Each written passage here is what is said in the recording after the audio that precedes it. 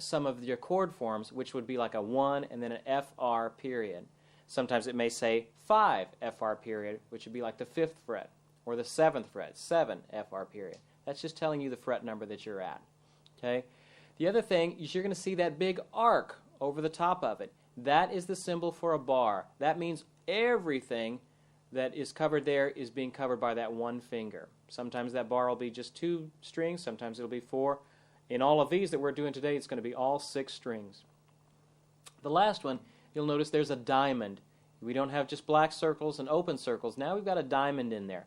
That diamond is critical. That's going to be the note that we're pivoting off of as we're moving these chords around. We'll talk a little bit more about that later, but that's the note that we're pivoting off of. Okay? First form we're going to learn is an F chord. Okay? So let's see what we've got here. On that chord block, you'll notice there's a bar over those 6 strings. Okay? So you get that happening first. Then you put your 3rd finger on that 5th string F, pinky underneath that, and then that A is covered by the 2nd finger on the 3rd string. That's an F chord. Let's try it one more time. Make sure each note is sounding out nice and clearly. Again, it takes a while to get this, so if you don't get it the first time, don't give up. It takes a while to strengthen your muscles. The only difference between this and this is hand strength. I didn't move the position of my fingers at all. So if your chord sounds more like this, all it takes is a little bit more hand strength to get it, and you'll be doing it. Okay, there's an F. Now, the next form we're going to learn is an F minor, FM, you'll see. Then I just take my 2nd finger off, and I've got an F minor. Next one is an F7. I put my 2nd finger back on, I take my pinky off, and that's an F7. The 4th one down there, or the 4th one we're going to cover, is an F minor 7th. I take my 2nd finger off and my pinky off. And then the last one is an F suspended, which I put my pinky back on, except this time I put him down on the 3rd string. Okay, so those are the 5 chord forms that we're going to talk about. Okay, now let's talk about moving those chord forms. If you look at the first example in your book, you've got an F chord, so let's form an F chord. And then it goes up to a G chord.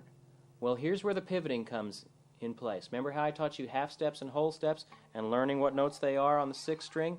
If I take this F chord, where's the F in this F chord? As far as the 6th string is concerned, it's right here on my 1st finger. If I move my 1st finger to where a G is, and now form the exact same chord, I've got a G chord. See how that works? The next measure has an A chord. Well, again, I put my 1st finger where the A is, and then form the chord down. I've got A. The next one is a B flat. I go up here to B flat, and I do the whole chord. So if I was doing all that together, it would be like this. Ready, play. F, 2, 3, 4, then move up to G, 2, 3, 4, then A, 2, 3, 4, and B flat, 2, 3, 4. Very good. Okay? Now let's move on to the next one. Just between a couple of these forms. We've got, it starts out on a G. We find our G, we make our chord, okay? Then it goes to A minor.